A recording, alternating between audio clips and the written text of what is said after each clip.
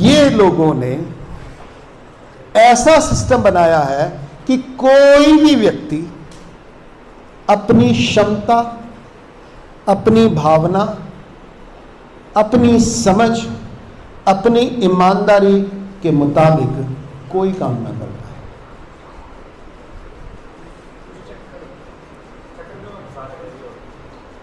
ये ऐसा सिस्टम है। आदमी जो है इस धरती पे आहार, भय, निद्रा, मैथुन करने के लिए आया है, बच्चे पैदा करने के लिए, टट्टी पेशाब करने के लिए, ठीक है, 1 BHK, 2 BHK, 5 BHK, 24 floor BHK बनाने के लिए आया है, या इस सारी की सारी सृष्टि के परम ऐश्वर्य को समझ के, जान के, समझ के, उसका आनंद लेके उसको संतुलित करने के लिए आया है? जैसे ना इस सृष्टि के ऐश्वर्य को जानने के लिए, समझने के लिए, भोगने के लिए और उसको समृद्ध करने के लिए आया है। और हम क्या कर रहे हैं?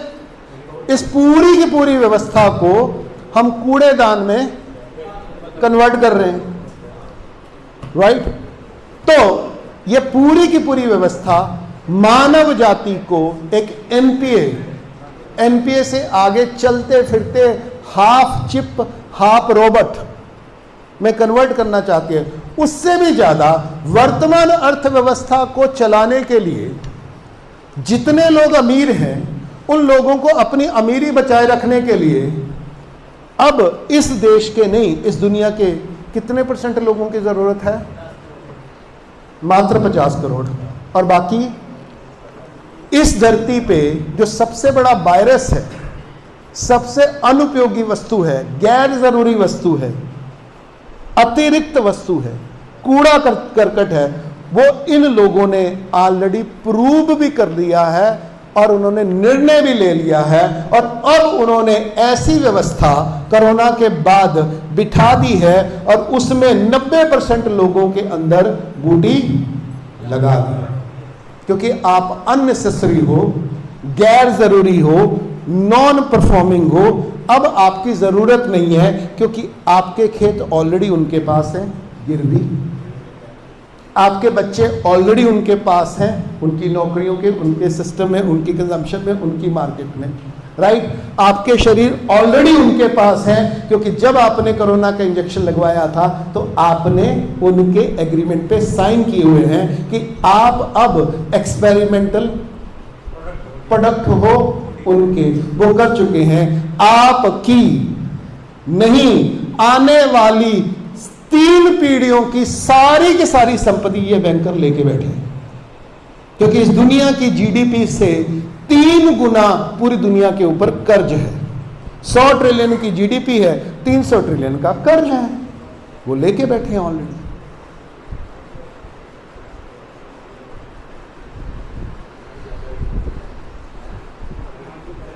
ये सब एक झूठ है। जैसे शिक्षा एक झूठ है, हम उसको सच मान के बैठे हैं। मार्केट एक झूठ है, हम उसको सच मान के बैठे हैं। ये अदालतें एक झूठ है, न्याय के नाम पे हम उसको सच बैठे हैं। और ये जो नौकरी पेशा वाले लोग हैं, ऑफिसर हैं, ज्ञानी हैं, ये झूठ है, हम उसको इंपॉर्टेंस देके बैठे हैं। तो अब फिर से मैं वापस आता हूं कि अगर ये सारी की सारी अव्यवस्था जो उन्होंने फैलाई है, उस अव्यवस्था को समाधान में बदलना एक लीडर का काम है। तो हमें समाधान शहर का करना है या गांव का करना है? सिंपल। ये बिगड़ी हुई बिल्डिंग को सुधारने में टाइम बर्बाद करने की जरूरत नहीं है, वो गिर ही जाने वाली है, राइट? आपको बताऊं, अगर इमरजेंसी, नेक्स्ट इमरजेंसी डिक्लेयर हो गई, कोरोना के नाम पे, बीमारी के नाम पे, फ्लड के नाम पे, महामारी के नाम पे, अराजकता के नाम पे, दंगों के नाम पे, तो दुनिया का एक भी शहर ऐसा नहीं है जिसके पास 5 दिन से अधिक भोजन स्टोर हो, अगर गांव से कनेक्ट ना हो। दुनिया का कोई शहर के पास 5 दिन से ज्यादा का अनाज नहीं है, 5 दिन से ज्यादा का पानी नहीं है, 3 दिन से ज्यादा की दवाई नहीं है। दिन से ज्यादा का ट्रांसपोर्टेशन नहीं है, 2 दिन से ज्यादा की गैस नहीं है, 1 दिन से ज्यादा की बिजली नहीं है।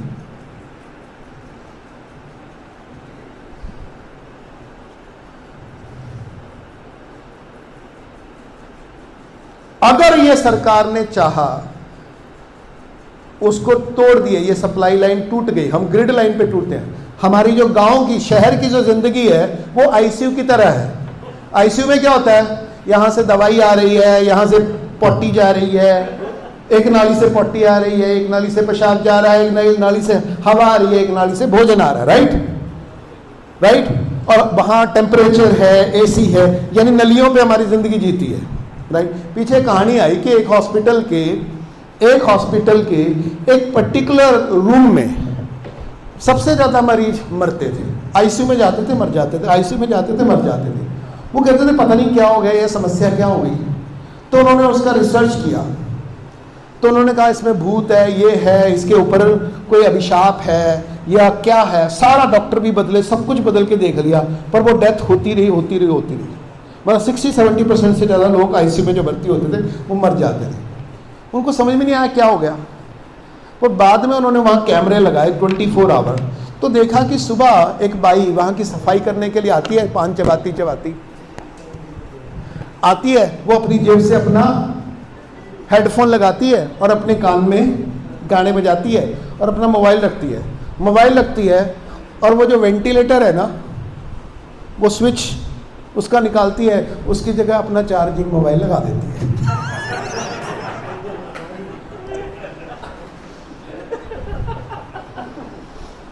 नरेंद्र मोदी भी यही कर रहे हैं।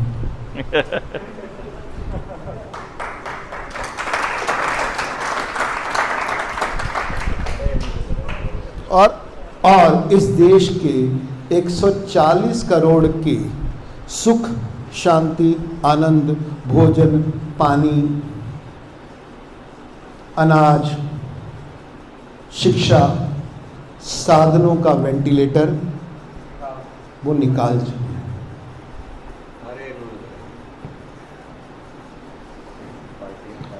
और ऐसे नरेंद्र मोदी दुनिया के हर देश में बिठाए जा चुके हैं।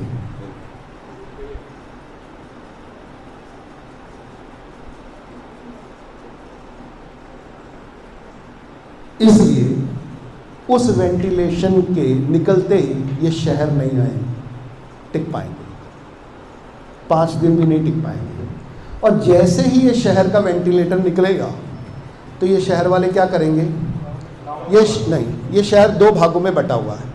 इस शहर में 1% ऐसे हैं जिनके पास अरबों खरबों की व्यवस्था है, 10% ऐसे हैं अफसर, नौकर, चाकर ऐसे हैं, और बाकी के जो 20-25% दुकानदार हैं, और बाकी के जो 60% हैं वो सेमी स्लम में रहते हैं, जो रोज कमाते हैं, रोज खाते हैं। और जिस दिन ये वेंटिलेशन निकलेगा उनकी कमाई नहीं होगी, उनके पास भोजन नहीं होगा, उनके पास पानी नहीं होगा, उनके पास क्या होगा, वो भूखे क्या करेंगे, वो अटैक करेंगे किसके ऊपर, जिनके पास है, ये दुकानदारों के ऊपर, और फिर अफसरों के ऊपर नहीं, अमीरों के ऊपर। और फिर लड़ेंगे वहाँ की आर्मी, वहाँ की पुलिस आपस में। ये पहला दंगा होगा शहर। और ये दंगा किसके लिए होगा, ऊर्जा के लिए, बिजली के लिए, पानी के लिए, भोजन के लिए। और ये कितने दिन में निपट जाएगा, 5 दिन से ज़्यादा नहीं चल सकता। और 5 दिन के बाद ये भूखे नंगे शहर क्या करेंगे, सरेंडर, टूट पड़ेंगे गांव। फिर दूसरा दंगा होगा गांव और शहर। उसकी व्यवस्था बड़ी तेजी से व्यू रचना बनाई जा रही है। हम मणिपुर में, हम हिंदू में, हम मुस्लिम में, हम जाट में, हम गुज्जर में, हम राजपूत में, राइट में उलझे हुए हैं। असली जो चीज़ें हैं, जो असली डिवीजन है, असली दंगे हैं, वो वहाँ हैं। और जब ये शहर और गांव एक दूसरे से लड़ेंगे तो कितने दिन बचेंगे, एक तरफ 47% शहर और दूसरी तरफ 53% गांव। इसको कहते हैं ग्लोबल सप्लाई लाइन को तोड़ना। क्योंकि जो सप्लाई लाइन है, दुनिया की सप्लाई लाइन है, वो रिमोट कंट्रोल से संचालित है। क्योंकि इस शहर को चलाने के लिए 17 वस्तुएं हैं जो कहां से कंट्रोल्ड है? इस देश के अंदर से नहीं, बाहर से कंट्रोल्ड है। कौन कौन सी वस्तु? इस देश को चलाने के लिए, वो भावुक बातें मत करो, प्रैक्टिकल बातें करो। पेट्रोल उससे डीजल पहले आओ, सबसे पहले आएगा तेल। आपका तेल कहां से आता है? बाहर से। गैस, बिजली, वो भी बाहर से। अदानी अंबानी इसके सारे कंट्रोल्ड हैं। गैस, बिजली, पेट्रोल, उसके बाद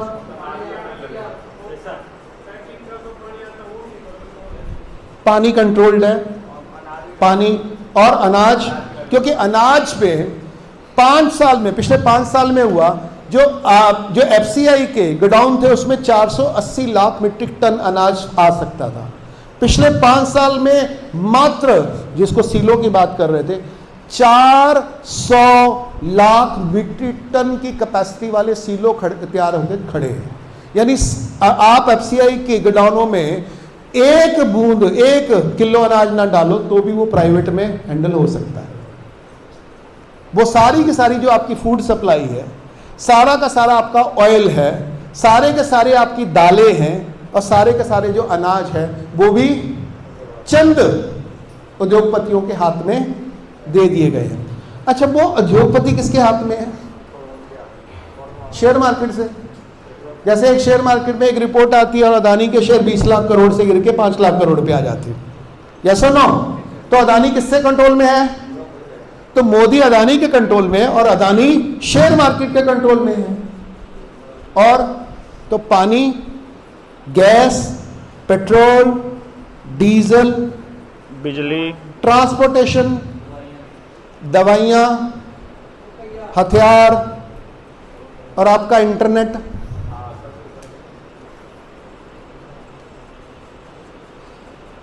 और अब तो कपड़ा भी बाहर से है, इंडस्ट्री से आता है, अपना को हाँ बना रहे हैं।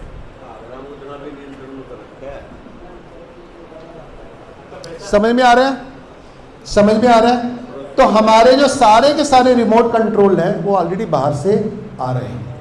तो नेतृत्व का पहला काम है, जो चंद लोगों के हाथ में पूरी दुनिया की जो सप्लाई लाइंस हैं वो केंद्रित कर दी गई हैं, उनके हाथ से उस केंद्र को ले लेके वापस गांव में लाना। भारत की संस्कृति, जिसको सनातन संस्कृति कहते हैं, वो व्यवस्था थी जब ये सारा कंट्रोल गांव के हाथ में था। सप्लाई लाइन किसके कंट्रोल में थी? गांव के हाथ में। अब जो नई जो है ये किसके कंट्रोल में चली गई? चंद, पहले सरकार के हाथ में गई, अब सरकार के हाथ से प्राइवेट के हाथ में गई, और प्राइवेट के हाथ में शेयर मार्केट में, और शेयर मार्केट के हाथ से निकल के दुनिया के 4 से 5 परिवारों के हाथ में जाती है। ये ऐसी सप्लाई लाइन है, और ये सप्लाई लाइन बिछ चुकी है, कंट्रोल हो चुकी है। राइट? और आपके रोड भी, आपके टोल टैक्स भी, और आपकी गाड़ियां भी, क्योंकि हर गाड़ी के अंदर अब रिमोट कंट्रोल है।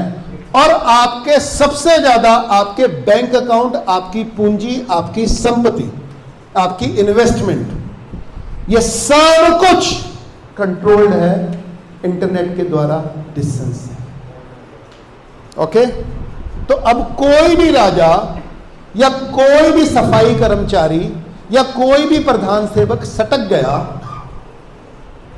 तो वही हाल होगा जो आईसीयू में होगा। वो अपनी एंटरटेनमेंट के लिए, वो अपनी इवेंट मैनेजमेंट के लिए, वो अपना इलेक्शन जीतने के लिए, ये वो अपने आप को विश्व गुरु डिक्लेयर करने के लिए किसी भी देश की पूरी अर्थव्यवस्था और समाज के साथ यही काम कर सकता है। तो नेतृत्व का काम है समस्या की सटीक समझ, क्योंकि अधूरा समझोगे तो अधूरा करोगे, पूरा समझोगे तो पूरा समाधान है। तो पूरा समाधान आज तक क्यों नहीं हुआ? क्योंकि समझ अधूरी थी, और जब तक समझ अधूरी रहेगी समाधान पूरा नहीं होगा। राइट? तो पूरा समाधान करने के लिए आपको इस दुनिया की पूरी की पूरी ये जो सप्लाई लाइन चेन है, चाहे वो अर्थतंत्र की हो, चाहे वो दवाई की हो, चाहे वो पॉलिटिक्स की हो, चाहे वो न्याय व्यवस्था की हो, चाहे वो शिक्षा व्यवस्था की हो, चाहे वो स्वास्थ्य व्यवस्था की हो, चाहे वो धर्म व्यवस्था की हो, चाहे वो प्रकृति की हो, वो पूरी की पूरी व्यवस्था को समझ के उसको कैसे अपने नियंत्रण में लेना है और उसका नियंत्रण कैसे सुव्यवस्थित तरीके से 36 बरादरी, 18 वर्ण, जल, जंगल, जमीन, जानवर, जल को एक संतुलित व्यवस्था के साथ कैसे सदा के लिए रखना है, ऐसे समाधान को ढूंढ पाना, समझ पाना और जनता के बीच में स्थापित कर देना, यही लीडरशिप है। Thank you.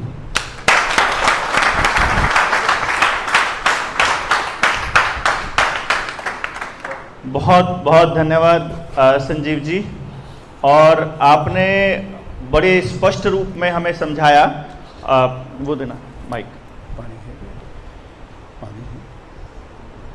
अभी आपको चीजें की एक तस्वीर बननी शुरू हो गई होगी।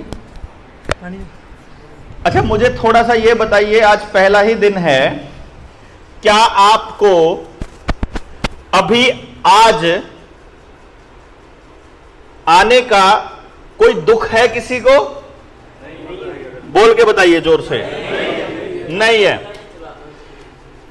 और बहुत से साथी ऐसे हैं जो वीडियोस पे लगातार जुड़े रहते हैं, बहुत से साथी ऐसे हैं जो पहले भी हमारी ट्रेनिंग जनता सरकार मोर्चा की में आ चुके हैं। 4-5 साथी मैं देख रहा हूं, पुराने उसमें भी आए हैं। पुराने साथी मुझे बताएंगे कि हमारी समझ रोज डेवलप हो रही है और ट्रेनिंग्स में, या फिर वैसे ही चल रहा है?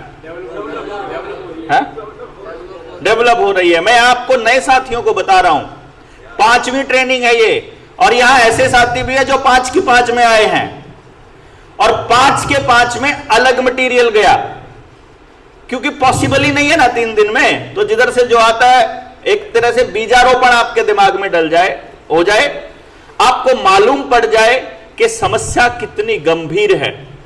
इसको हम लोग समझते हैं। क्या ऐसा हो सकता है कि आने वाले वक्त में हम जनता सरकार मोर्चा का एक ऐसी व्यवस्था बना दें कि सरकार किसी की भी हो, जैसे अभी संजीव जी ने बताया, हमारे गांव की व्यवस्था वो चल पड़े जिसके रास्ते पे हम चलाना चाहते हैं। हो सकता है ऐसा? ये बहुत आसान है, मैं बताऊं, बहुत ही आसान है, क्योंकि ऐसा कोई आदमी होगा ही नहीं जो शांति से जीना नहीं चाहता है। ऐसा कोई व्यक्ति होगा ही नहीं जो प्यार से जीना नहीं चाहता, जो कर्ज मुक्त रहना नहीं चाहता, जिसके आसपास प्रेम ही प्रेम हो, जिसमें कर्जा का नाम जीरो हो, जिसमें शुद्ध खा रहा हो। आज शहर में 1 लाख रुपए कमाने वाला आदमी ऑर्गेनिक नहीं खिला सकता अपने बच्चे को। इसका मतलब आज से 40 साल पहले जो किसान अपने बच्चे को शुद्ध दूध, घी और अपने खेत का बोया हुआ फल फ्रूट खिला देता था, वो आज के लखपति करोड़पतियों से ज्यादा मजबूत था। उसको अपने ऊपर भरोसा नहीं रहा और उसने अपनी औलाद को नौकर बनाने की दिशा में दौड़ना शुरू कर दिया। औलाद तो गधी बनाई, खुद भी मजदूर बन के बैठ गया। ना उसके पास जमीन रह रही, ना उसका भाईचारा रह रहा। मैं ये कहना चाह रहा हूं केवल कि हम लोग भविष्य में एक ऐसी योजना पे काम कर रहे हैं जिसमें हम हो या ना हो, देखना नीचे से तार, नीचे पावर में, हम लोग हो या ना हो, बैटरी गई इसके सेल गए। मान लीजिए कभी ऐसा होता है कि जो साथी आपको लेकर के चले थे और वो कहीं पथ से भटकने लगे, जो अभी तक के संस्थाओं में हुआ है। हमारे चांसेस भटकने के केवल एक रहेंगे, अगर हमारा साथ देने वाले लोग भटकन की दिशा में चलेंगे तो। अगर उन लोगों ने हमारे ऊपर अपना बोझ दे दिया तो, अगर आपने ये बोलना शुरू कर दिया कि देवेंद्र बलारा आगे बढ़ो हम तुम्हारे साथ हैं, तो 100% भटकना तय है। अगर पीछे चलना शुरू कर दिया, अगर भीड़ और भेड़ बन गए तो नहीं होगा, पॉसिबल नहीं है, बदलाव संभव नहीं है। बदलाव संभव तब है जब ये जानकारी, ये समझ, ये विचार गांव-गांव तक जाए। और जैसे पागल होकर ये साथी लगे हुए हैं अपना दिन रात लगाने, वो अपाम में से कोई एक निकल आए, कोई दो निकल आए, कोई गांव में से एक निकल जाए। और मैं अभी तक के अनुभव से एक बात बताता हूं, मैंने जो बताया आपको, 14 के बाद से मेरे पास बैंक अकाउंट नहीं है, मेरे पास आधार नहीं है, मेरे पास कोई ऐसी व्यवस्था नहीं है जो मुझे सरकार का गुलाम बनाती हो, कोई कागज नहीं है, और मैं फिर भी सरवाइव कर रहा हूं। समाज आपको भूखा मरने नहीं देता। असलियत में थोड़ा तपस्या, थोड़े तप करना पड़ता है, थोड़ा वेट करना पड़ता है, थोड़ा इंतजार करना पड़ता है। वो नहीं मालूम वो कितना होना, मतलब वो ऐसा होता है कि कई बार ऐसा हुआ मेरे साथ जिंदगी में कि जब मैं बिल्कुल निराश हो गया, जब ऐसा लगा कि इतनी कोशिशों के बाद भी रिजल्ट 0 हो रहे हैं, और मैं सोचने ही वाला था कि परमात्मा को मैं एक बार बस ऊपर देखकर मैं बोलता हूं कि क्या तू चाहता है कि मैं बंद कर दूं ये सब कुछ करना। मुझे ऐसा लग रहा है जैसे मैं अकेला पागल लोगों की तरह लगा हुआ और उसे समझाने पर लगा पड़ा हूं, जबकि एक बहुत बड़ी जनरेशन इस तरफ नजर ही नहीं है। तो पता नहीं कैसे कोई इशारा सा ऐसे मिलता, फिर लगता कि ना यार चल थोड़ा सा और करके देखते हैं, थोड़ा सा और करके देखते हैं। और वो असल में मुझे अब ऐसा लगने लगा है कि हमारी यात्रा बहुत लंबी जाएगी और हम सचमुच समाज को कुछ वो दे पाएंगे जिसका हम सपना देख रहे हैं। आप ये कारवां आपने रुकना नहीं देना है। कुछ लोग व्यक्तिगत आवश्यकताओं में जरूर आए होंगे कि उनको अपना व्यक्तिगत लाभ लेना है, लेकिन जब आप समस्या को समझ जाएंगे तो आपको एक बात समझ में आ जाएगी कि आपका व्यक्तिगत लाभ